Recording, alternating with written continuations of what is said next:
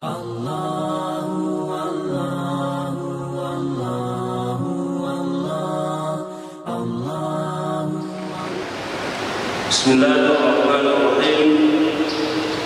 Assalamualaikum warahmatullahi wabarakatuh.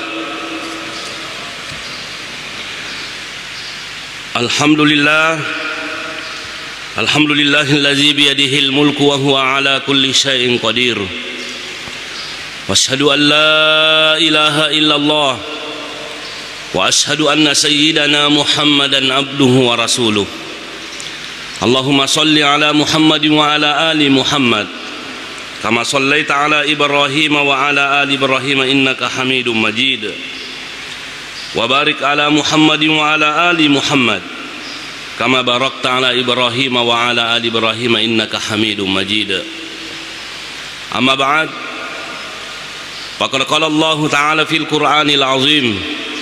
A'udzu billahi minasy syaithanir rajim. Bismillahirrahmanirrahim. Ya ayyuhallazina amanu ittaqullaha haqqa tuqatih wa la tamutunna illa wa antum muslimun. Wa qala aidan wa zakkir fa inna dzikra tanfa'ul mu'minin. Shadaqallahul aliyul azim. Ma'asyiral muslimin wal muslimat, jamaah subuh yang kami muliakan, pada pertemuan kita kali ini hadis-hadis yang kita ingin bahas masih tentang babun fi bayani kasrati turukil khairi. Hadis-hadis yang menjelaskan bahwa banyak jalan untuk berbuat kebaikan. Artinya kalau kita mau berbuat kebaikan dan kita mau menjadi orang yang terbaik, ternyata banyak jalannya, banyak caranya. Makanya di dalam surah Al-Baqarah ayat 215 Allah Subhanahu wa taala berfirman, "Wa ma taf'alu min khairin fa innallaha bihi alim." Kebaikan apa saja yang Anda lakukan, fa innallaha bihi alim, sesungguhnya Allah Subhanahu wa taala pasti mengetahui. Ayat ini sebenarnya berbicara masalah infak. Yas'alunaka madza yunfikun. Ayat ini sebenarnya berbicara masalah ke masalah infak. Tapi kenapa Imam Nawawi memotong ayat ini? Sipolo minalah Imam Nawawi. Dia cuma mengatakan wa ma tafalu min khairin fa innallaha bihi alim. Karena ayat ini walaupun berbicara infak, tapi yang jelasnya seluruh bentuk kebaikan yang kita lakukan nismana pun Allah Ta'ala. Apa maksudnya nismana pun Allah Ta'ala? Artinya kita akan mendapatkan pahala, kita akan mendapatkan imbalan dari Allah Subhanahu wa taala. Jadi ayat ini seyogianya menjadi motivasi berbuat baik kepada kita semuanya. Aja kami tahu mapigau deceng. Selama itu kebaikan, maka bersemangat kita melakukan. Kenapa? Fa innallaha bihi alim, nisani pun Allah Ta'ala. Walaupun manusia tidak tahu, tapi Allah pasti tahu. Sebaliknya juga begitu. Jangan kita berani coba-coba berbuat hal-hal yang dilarang oleh Allah Subhanahu wa taala. Manusia boleh saja tidak melihat, tapi ingat, fa innallaha bihi alim. Alim itulah sigatul mubalaghah, hadirin yang kami muliakan. Allah pasti tahu. Jadi ini ayat yang pertama ditulis Imam Nawawi dalam bukunya Riyadhus Shalihin ini untuk memotivasi kita untuk berbuat baik. Ayat yang kedua, wa ma taf'alu min khairin ya'lamuhullah, hampir senada tadi itu, bahwa kebaikan apa saja yang Anda lakukan ya'lamuhullah, pasti Allah tahu. Ayat ini sebenarnya berbicara persoalan masalah haji. Al-hajju ashhurun ma'lumatun faman farada fihinna al-hajja fala rafasa wala fusuka wala jidala fil hajj wa ma taf'alu min khairin ya'lamuhullah.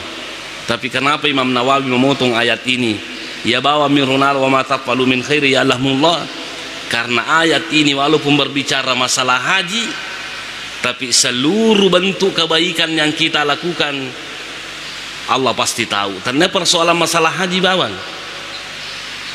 Karena itu kita tidak boleh menyepelekan apa yang dinamakan kebaikan. Sehingga Allah Subhanahu wa taala berfirman dalam surah Az-Zalzalah ayat 7, "Faman ya'mal mithqala dzarratin khairan yarah." Barang siapa yang berbuat kebaikan seberat zarrah. Itu dulu banyak ulama yang mengatakan pada bere-bere bolonge yang dinamakan zarrah, ada yang mengatakan pada kama-kamai, ada yang mengatakan seperti biji sawit. Ternyata masih ada benda lebih kecil daripada ini semua, itu atomnya. Atom tidak bisa dilihat kecuali pakai mikroskop ya. Tapi walaupun seperti atom kebaikan kita lakukan, Allah Subhanahu wa taala akan memberikan balasannya kepada kita semuanya. Karena itu Allah Subhanahu wa taala berfirman, "Man 'amila sholihan falinafsihi." Barang siapa yang berbuat kebaikan, maka kebaikan itu untuk dirinya. Masumbaki masilakaki, ternyata tenyamangi bagaikan kita melempar bola di tembok, bola itu akan kembali kepada kita. Nah, hadirin yang kami muliakan, salah satu hadis yang saya ingin bacakan di sini tentang banyaknya jalan berbuat kebaikan. Ada hadis yang diriwayatkan oleh Imam Bukhari. Hadis ini hadis sahih. Dari Abi Musa al-Ash'ari. Qala, dia berkata, qala Rasulullah sallallahu alaihi wasallam. Rasulullah sallallahu alaihi wasallam bersabda, "Idza maridul 'abdu aw safara kutiba lahu mislu ma kana ya'malu muqiman sahihan." Apabila seorang hamba sakit atau musafir, maka ditulis untuknya amal perbuatan yang biasa dia lakukan pada waktu dia mukim dan sehat. Artinya, hadirin yang kami muliakan, ada seseorang yang selalu rajin beribadah, langsung tiba-tiba dia sakit atau dia musafir mengadakan perjalanan jauh, sehingga amalan-amalannya itu tadi yang sering dilakukan dan lain sebagainya dia tidak sempat dia lakukan, maka salah satu pamasina pun Allah Ta'ala, kita tetap akan mendapatkan pahala sempurna sebagaimana dulu kita lakukan sewaktu kita masih sehat atau kita masih mukim di tempat tak. Karena itu, hadirin yang kami muliakan, fawaid apa yang kita mau ambil dalam hadis ini? Artinya pelajaran apa atau nasihat apa yang kita bisa ambil dalam hadis ini sehingga memotivasi kita berbuat ibadah? Kecocok itu nasab pun Allah Ta'ala, makana wa ma khalaqtul jinna wal insa illa liya'budun. Saya tidak menciptakan jin dan manusia kecuali hanya untuk mengabdi kepada aku. Banyak orang yang berkata, napancagi ki pun Allah Ta'ala untuk mengabdi yulle moga mengabdi selama 24 jam. Jawabannya boleh, bisa. Kenapa bisa, hadirin yang kami mulakan kita mengabdi kepada Allah selama 24 jam? Karena ternyata segala aktivitas kita itu selama mengandung kebaikan, selama niatnya bagus, maka itu Allah Subhanahu wa Ta'ala menilai satu ibadah yang berhak mendapatkan imbalan dan pahala dari sisi Allah Subhanahu wa Ta'ala. Jadi pelajaran yang kita ingin ambil, yang pertama dalam hadis ini, bahwa orang yang sakit atau orang dalam keadaan musafir dan dia tidak bisa melakukan ibadah rutin sunnah pada lomah sampai jamaah beri jamaah, tetap kita kasih Allah Subhanahu wa Ta'ala 20 derajat itu, 27 derajat. Tetap Allah memberikan kita 27 derajat. Yang penting waktu tak madising loleki ma berjama iya miko madisi kile nang kata lo ma berjama ko masih gien maka de malekai aja mucatai madisi lagi de nalo palai ko malah samimen nih. Nah, jadi itulah. Jadi tetap ke Allah Subhanahu wa taala pamasina pun Allah taala nih. Itulah bentuk rahmat kasih sayang Allah Subhanahu wa taala kepada hambanya.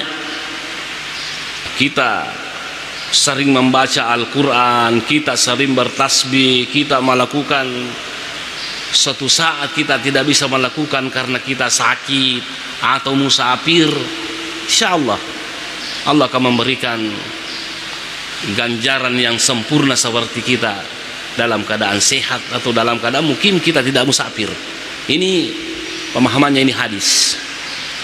Kemudian yang selanjutnya, pelajaran yang kita ingin ambil dalam hadis ini, bahwa hadis ini sebenarnya menjadi peringatan buat kita semuanya,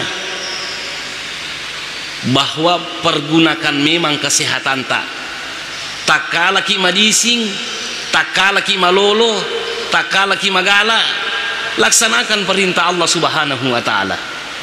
Mumpung ada waktu luang, kita tidak musafir, laksanakan perintah Allah Subhanahu wa taala. Makanya ada hadis dari Ibnu Umar ya, Rasulullah sallallahu alaihi wasallam mengatakan huzunin sihhati kalimaradika, artinya berbuatlah kalian di waktu anda masih sehat, karena kalau anda sudah sakit tidak bisa mikir lagi berbuat. Kemudian min hayatika limautika, pergunakan masa hidup anda sebelum anda mati. Bahkan ada hadis yang lain itu Rasulullah sallallahu alaihi wasallam qala Rasulullah sallallahu alaihi wasallam lirajulin wa huwa ya'izuhu, Rasulullah sallallahu alaihi wasallam menasihati seorang laki-laki. Nasihat ini harus menjadi nasihat buat kita semuanya. Apa kata Rasulullah sallallahu alaihi wasallam? Igtanin khamsan qabla khamsin. Ada 5 sesuatu pakai guna madecingnya gagahe. Kenapa kita mau pergunakan 5 ini? Karena Allah Subhanahu wa taala yang mengatur. Allah Subhanahu wa taala yang menentukan, dan tidak ada yang abadi di dunia ini kecuali Allah Subhanahu wa taala. Apa kata Rasulullah? Syababaka qabla haramika, gunakan usia mudamu sebelum anda sudah tua. Iya ko malolo ki rajingi makasiwian, rajingi mapego perintahna puangi. Di masa tua kita tidak bisa lagi berbuat, maka kita akan menuai pahala apa yang telah kita lakukan di masa muda. Barang siapa yang berkarya di masa mudanya, barang siapa yang berbuat baik di masa mudanya, maka di masa tuanya bahkan di akhiratnya nanti kelak akan mendapatkan kebahagiaan. Nah, ini teman-teman lebih kumana yang kehadir, kita sudah lewati usia muda, setidak-tidaknya anak tak cucu tak patujui berewat dingi, ini juga menjadi ladang pahala buat kita semuanya. Itu pesannya Rasulullah. Pesan yang kedua, wasihhataka qabla saqamika, pergunakan masa sehat sebelum datang masa sakit. Ini tadi hadis ini artinya Bu Pak, ternyata tidak ada manusia yang memiliki kesehatan yang sempurna. Sehebat apapun orang, sepintar apapun, pasti dia punya sakit itu. Ya kotannya ulunna mapat di cilinna, kotannya di cilinna mapat di matanna, ya kotannya matanna isinna. Pokoknya pasti ada itu kekurangan dalam tubuh, sesehat apapun orang. Makanya pergunakan memang usaha sehat sebelum datang sakit. Dan ini tadi hadis mengatakan kalau kita sakit dan di waktu sehat tak selalu kita beribadah, selalu kita berbuat kebaikan, maka insya Allah sekali lagi Allah akan memberikan pahala yang sempurna kepada kita selama kita berbuat baik di masa sehat. Kemudian yang kedua, yang ketiga kata Rasulullah, waginaka qabla fakrika, kaya tak sebelum datang miskin tak. Apa artinya? Orang kaya itu belum tentu selamanya dia kaya sampai mati, boleh jadi dia bangkrut. Makanya kalau Allah Subhanahu wa ta'ala memberikan kita kekayaan, kita berdagang mendapatkan untung yang banyak aja tambah seke, sumbangan itu tidak boleh pakai kali-kali dan matematika, tapi sumbangan itu kita selalu memotivasi diri, man amila sholihan fali nafsihi, barang siapa yang berbuat kebaikan untuk dirinya. Ini yang perlu kita ingat. Sogiki pakai guna warang perat tak lur jalan pun Allah Ta'ala. Jangan kita kikir, apalagi kita korupsi dari apa namanya, jangan. Mati kimatu, jadi itu harta tak pakai guna orang normal dicingi. Kemudian selanjutnya wa paraga qabla suglika, pergunakan masa luang tak, dek tu marepa, dek tu maga, pergunakan itu, karena tidak selamanya kita punya waktu luang untuk beribadah. Tapi banyak orang ikut pulangi kada loki mas sampaja mak berjama marepai isur mak pigo dece marepai, dan ternyata dunia ini tidak ada orang yang tidak sibuk, cuma pada lengi susah na tahu pada lengi repana, tapi maka kita harus pandai membagi waktu. Ya kumaca ki bagi waktu tak, nanti kita sibuk seperti musafir, tidak bisa lagi pergi sholat berjamaah umpamanya. Maka jangan ki khawatir, Allah Subhanahu wa ta'ala akan memberikan ganjaran pahala yang terbaik. Kemudian yang terakhir, nasihat Rasulullah kepada kita semuanya, wa hayataka qabla mautika, pergunakan masa hidup tak sebelum datang kematian tak. Nah, ini 5 ini menjadi motivasi buat kita semuanya. Kemudian manfaat apa yang kita ingin ambil dalam hadis ini? Manfaat selanjutnya adalah hadis ini menunjukkan luasnya karunia Allah kepada hambanya. Hadis ini Bapak menunjukkan bahwa begitu cintanya Allah, begitu kasih sayangnya Allah Subhanahu wa ta'ala kepada hambanya, walaupun Allah menguji dia, tetap Allah Subhanahu wa ta'ala memberikan pahala. Makanya tadi saya sudah sampaikan, ada orang mengeluh tidak bisa beribadah dan lain sebagainya, jangan kita terlalu picik memahami perintah agama tentang namanya ibadah. Wa ma khalaqtul jinna wal insa illa liya'budun. Seorang petani pergi menanam padi, itu juga menjadi ibadah bagi dia. Pak sanak resongi benina nak resongi na apuna wadingi mita deci pada tauwe. Kemudian hadirin yang kami muliakan, yang perlu kita ingat di sini bahwa kalau kita sakit, kalau kita musafir, tetap kita mendapat pahala. Tapi ini amalan-amalan sunnah yang dimaksud ini. Kalau kita sakit, kewajiban masih tetap wajib kita lakukan, seperti sholat lah. Bukan berarti kita sudah sakit kayak dena ya wasumpahnya gak pamalasa kah, bukan seperti itu. Yang dimaksud dengan hadis ini, iza maridul abdu au safara kutiba lahu mislu ma kana ya'malu muqiman sahihan, adalah amalan-amalan sunnah. Amalan yang wajib itu seperti sholat 5 waktu. Kalau kita sakit, tetap wajib kita melaksanakan sholat. Walaupun Allah Subhanahu wa ta'ala mengatakan la yukallifullahu nafsan illa usaha. Allah mengatakan wa ma ja'ala alaikum fid dini min kharaj. Artinya ittaqullah mastata'tum, pigau perintahna pun Allah ta'ala sesuai dengan kemampuan tak. Jadi kewajiban itu Bapak tidak gugur ya. Ketika kita sakit, ya mi rumah berjamaah kode tulai tidak jadi masalah. Tapi sholat 5 waktu, kalau kita tidak bisa berdiri, silakan Anda duduk. Kalau Anda tidak bisa duduk, silakan Anda baring. Kalau tidak Anda bisa lagi menunduk begini, tidak bisa kita menunduk begini, toh pampat ditopa cakut apa perlu operasi umpamanya. Kata Ibnu Qudamah dalam Al-Mughni, mata taton tak pakai dokedo makohe dengan isyarat ya. Itu begitu Di sinilah bupa rahmat Allah Subhanahu wa taala. Dia namanya panas rasa ki ipung Allah taala. Tapi meru ipung Allah taala kumega dicipta sehingga apa?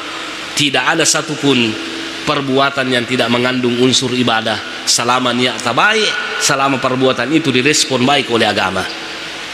Nah, ini yang perlu kita ingat.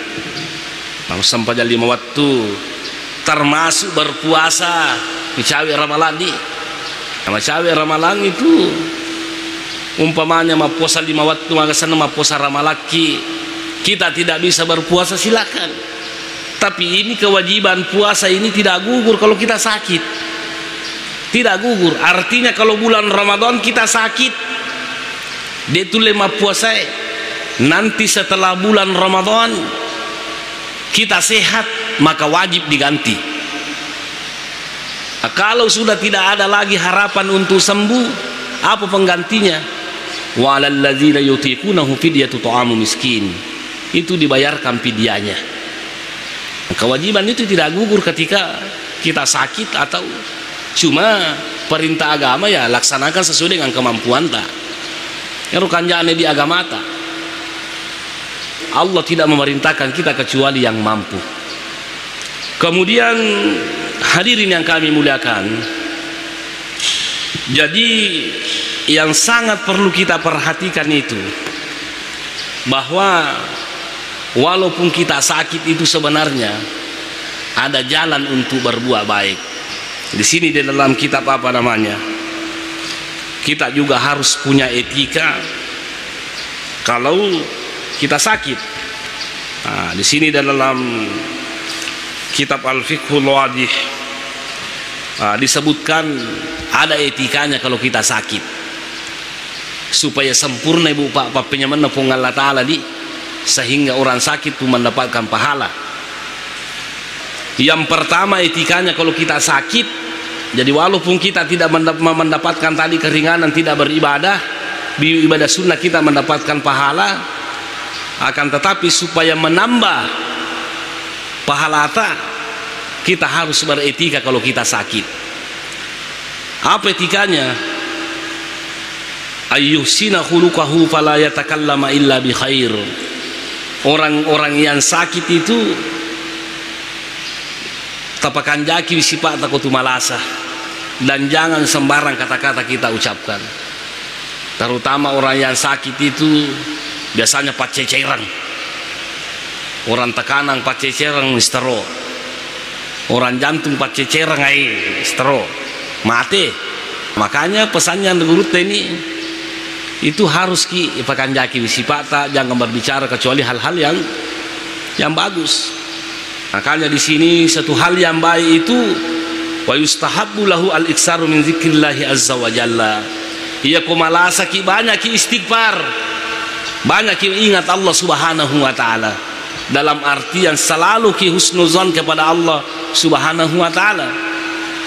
Kita juga itu kalau kita melihat orang sakit aja tamakana pai raji pagama sumpah ngero, raji pagama puasa kanja paga sipana mangi palena masih salada waktu namelo mati.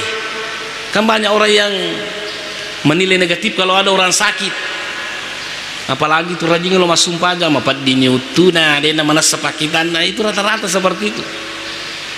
Nah jadi kalau ada orang sakit jangan kita negatif thinking ya bakalahi pajina tidak. Karena kenapa? Karena ternyata orang-orang yang sakit itu kalau dia bersabar dengan kesakitannya, maka Allah Subhanahu wa taala akan memberikan ganjaran pahala buat dia. Ya kumegi dosana ya dampangi dosana kumakurang dosana kan dimasukkan ke dalam surga. Makanya Rasulullah sallallahu alaihi wasallam mengatakan mayyuridillahu bihi khairan yusib minhu. Barang siapa yang dikehendaki Allah menjadi orang yang baik, pasti dia diuji oleh Allah Subhanahu wa ta'ala. Jadi perbanyak berzikir, terutama kalimat la ilaha illallah, la ilaha illallah, la ilaha illallah, perbanyak berzikir itu. Karena Rasulullah sallallahu alaihi wasallam ternyata mengatakan man kana akhir kalamihi la ilaha illallah dakhalal jannah. Barang siapa yang perkataan terakhirnya kalimat la ilaha illallah kemudian dia meninggal dunia, dakhalal jannah, pasti dia akan masuk surga. Tapi tolong diingat baik-baik Bapak ya. Jangan kita mengatakan aja na pale tu masum pajang aja na tu mapuasa na la ilaha illallah baca matu ko tu melo mate madaki inshallah matama ki surga. Ingat, innal ladzina qalu rabbuna Allah tsumma istaqamu. Orang-orang yang bisa mengucapkan kalimat la ilaha illallah itu ketika dia sakarat hanya orang-orang yang istiqamah melaksanakan perintah Allah. Tatanazzalu alaihimul malaika, itu akan mendapatkan hidayah dari Allah Subhanahu wa taala. Hidayah itu makanya Allah bisa karena kita biasakan membaca itu kalimat la ilaha illallah. Banyak berzikir la ilaha illallah, banyak-banyak membaca qul huwallahu ahad Allahus samad lam yalid wa lam yulad wa lam yakul lahu kufuwan ahad. Banyak-banyak baca doanya Nabi Yunus, la ilaha illa anta subhanaka inni kuntu minaz zalimin. Ini yang kita baca. Apa artinya? Kita sakit tapi hubungan kita kepada Allah Subhanahu wa taala selalu baik, maka itu semakin bertambah pahala ta. Dekna taloma berjama nasabah malasa kita tak mendapatkan 27 derajat dan kita juga mendapatkan pahala gara-gara sakit karena kita tidak lupa Allah Subhanahu wa taala. Nah, termasuk juga wal istighfar, banyak-banyak minta ampun kepada Allah. Astaghfirullahalazim atubu ilaik, astaghfirullah, astaghfirullah. Banyak berzikir. Banyak orang sakit itu 5 HPmi, bercanda dan lain sebagainya. Malase itu 5 WA-mi dan lain sebagainya lagi dah baca. Sibuk otaknya dengan urusan dunia. Bilampi lagi meringarang iripung Allah Ta'ala. Lupakan itu. Mau ya sembarang naik menonton dan lain sebagainya, menonton di dandu akademi dan lain sebagainya. Ingarang iripung Allah Ta'ala. Nah, saya mohon maaf Bu Padi, kita ini perlu seperti itu.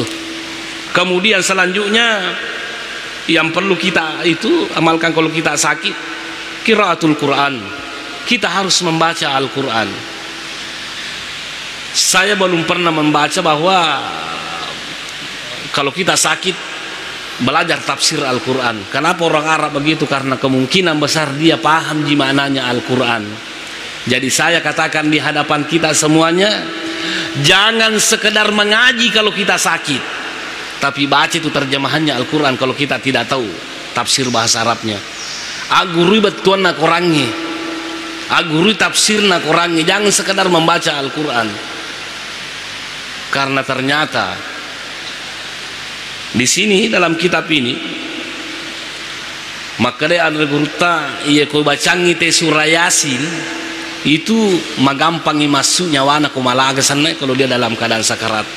Karena ternyata orang yang sakit itu kalau dicabut nyawanya kan sakit, mepedi.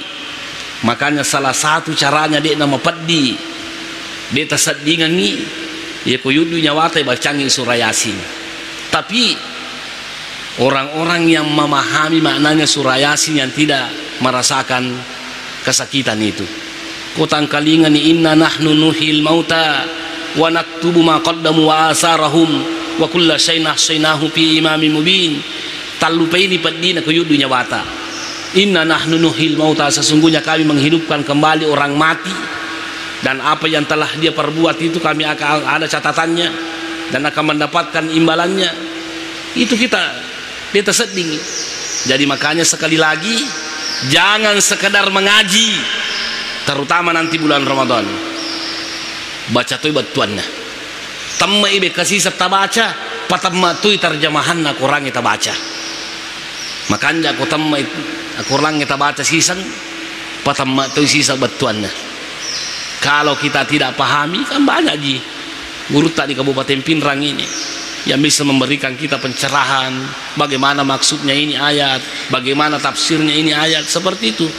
Jangan tafsir letter-letternya, tafsir perkataannya kita baca, baru tidak ada rujukan tafsirnya Anda bisa dolomudilon itu. Jangan. Ada itu saja itu tafsir perkata, oke, tapi jangan Anda menafsirkan sesudah itu, karena lain terjemahan perkata, lain tafsir Al-Quran. Nah, kalau Anda berbicara tafsir, ya tafsir apa rujukan Anda? Tafsirut Tabariga, Jami'ul Ahkamil Quran Galilul Qurtubi, tafsir Ibnu Katsir Adwaul Bayan dan lain sebagainya, itu harus ada. Jangan Anda yang terjemahkan sendiri Al-Quran seenaknya. Mampassar Al-Quran bi ra'yihi falyatabawwa maq'adahu minan nar. Barang siapa yang menafsirkan Al-Quran secara sendiri-sendiri, bukan ahlinya, maka dia harus bersiap untuk masuk neraka. Nah, inilah yang perlu. Kemudian kita harus banyak-banyak berdoa kalau kita sakit. Al-iksaru minad du'ai was salati ala Nabi sallallahu alaihi wasallam. Banyak kita berdoa. Ingat Bu Pak, ternyata ada kekeliruan yang selalu kita buat sekarang ini. Biasanya kalau kita pergi menjenguk orang sakit, kan kita yang mendoakan dia itu salah. Maka dia itu malah saya tilodongan. Memang betul, tapi sebenarnya orang sakit juga itu perlu disuruh doakan ki. Tasura itu malah saya maka ada ilodongan. Maka karena orang sakit itu diterima doanya. Aja na to malah saya bamelo ilodon, tasura itu malah saya milodongan ki. Ya kok makan jamu pi paringaranna. Kau membolokan masam-masam kita suruh doakan saya, mudah-mudahan minta kidece gitu deh. Kemudian banyak kita berselawat, karena ternyata selawat itu dapat menyelamatkan kita dalam kuburan. Nah, ini yang perlu kita ingat. Kemudian selanjutnya kata Rasulullah sallallahu alaihi wasallam, la yaf'ala illa ma fihi khair. Jangan berbuat kecuali di dalamnya ada kebaikan. Kemudian wa yuhsina ila zaujatihi wa auladihi wa jiranihi wa sairi ikhwanihi. Termasuk orang-orang yang sakit itu seharusnya berbuat baik kepada istrinya, berbuat baik kepada anaknya, berbuat baik kepada tetangganya, berbuat baik kepada seluruh saudara-saudaranya. Terutama orang yang sakit ini, saya ingin ingatkan, adil ki sama anak tak. Aja tak pasti lelengan ya anak tak. Sekarang ini terlalu banyak kasus persoalan masalah tanah dan lain sebagainya. Gara-gara persoalan apa? Gara-gara persoalan kadang-kala biasa orang tua tidak adil kepada anaknya. Pacucuan ngelengi bola, ngelengi darah dan lain sebagainya. Jangan seperti itu. Komelo ki matama suruga toma-toma lebih kumanang ke hadir itu adil ki sama anak tak. Kepada istrinya aja tepat ceceran. Malah satu ni pak ceceran tu di makuna salai manang itu dengan jampaki. Sesani. Kemudian selanjutnya wa ayas tasmaha ashabal hukuki ba'da yarudda ilaihim ma akhazahu minhum in amkanahu zalika. Kalau kita pernah mengambil apa-apanya orang, itu kita minta izin kepada beliau. Saya sudah pernah mengambil begini tak lempeng amar aja saya keliru, seperti itu. Makanya pertemuan yang lalu ada yang bertanya, bagaimana kalau hasil korupsi dikasih masuk dalam masjid? Itu tidak boleh. Bagaimana kalau hasil korupsi tidak bisa dikasih masuk dalam masjid, dipakai membangun jalanan? Tidak boleh. Kasih kembali kepada negara, nanti negara yang mengatur. Jadi di belum atur, pangkasi keuntungan tamatu. Nih seperti itu. Jadi kemudian selanjutnya kata ulama kita di sini, wa alaihi ayyatasaddaqa min malihi alal fuqara'i wal masakin la siyama zawi qurabahu wa yusi ahlahu bi taqwallahi azza wa jalla.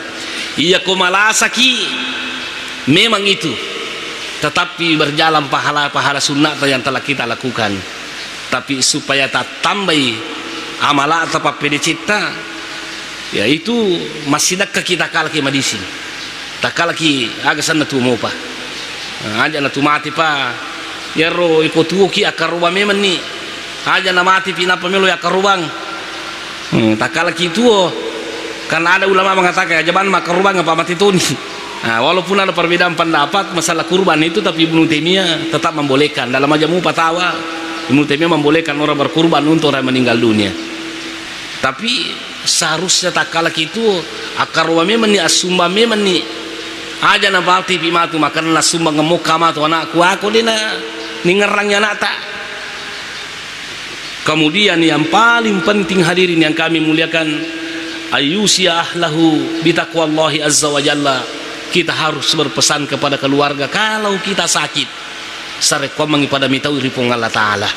Makanya mumpung kita sehat, tapat tujuh anak ta misangi pung Allah Ta'ala, tapat tujuh anak ta pigoi parintana pung Allah Ta'ala, patujuh anak ta untuk menjauhi larangan Allah Subhanahu wa Ta'ala, sehingga pada satu saat kalau kita sakit dekna tu silada sana patujuh magai nasabak nisami manipura memang patujuh.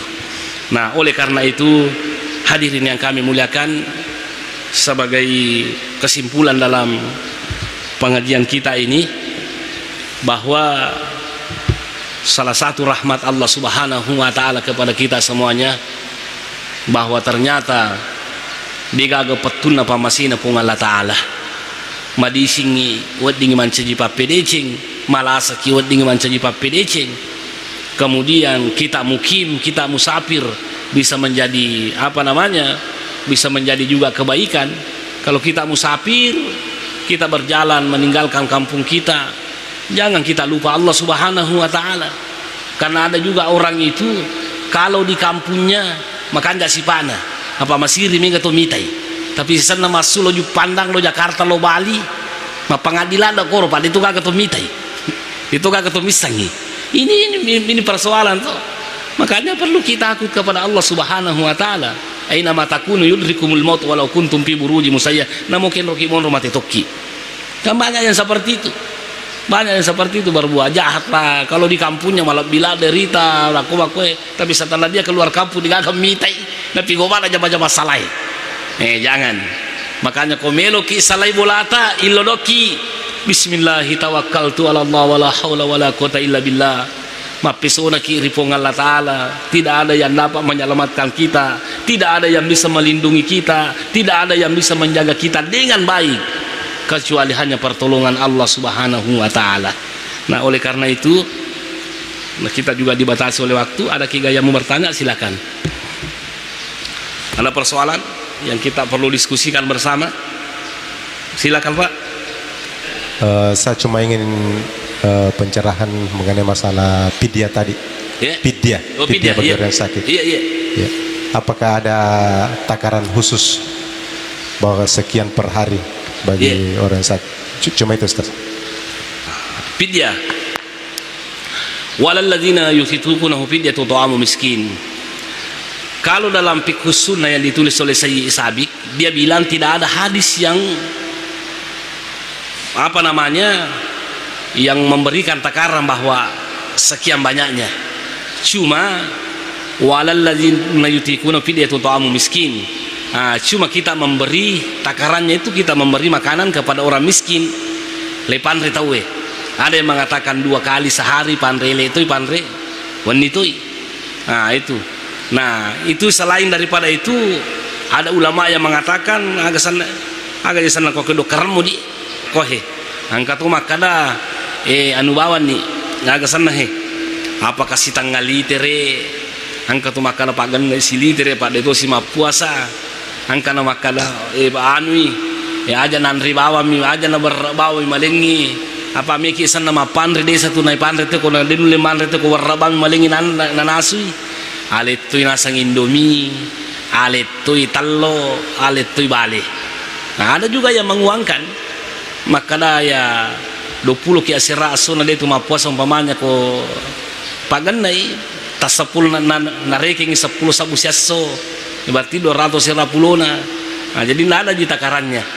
Cuma yang perlu kita ingat itu siapa-siapa yang boleh bayar fidyah, itu jadi masalah.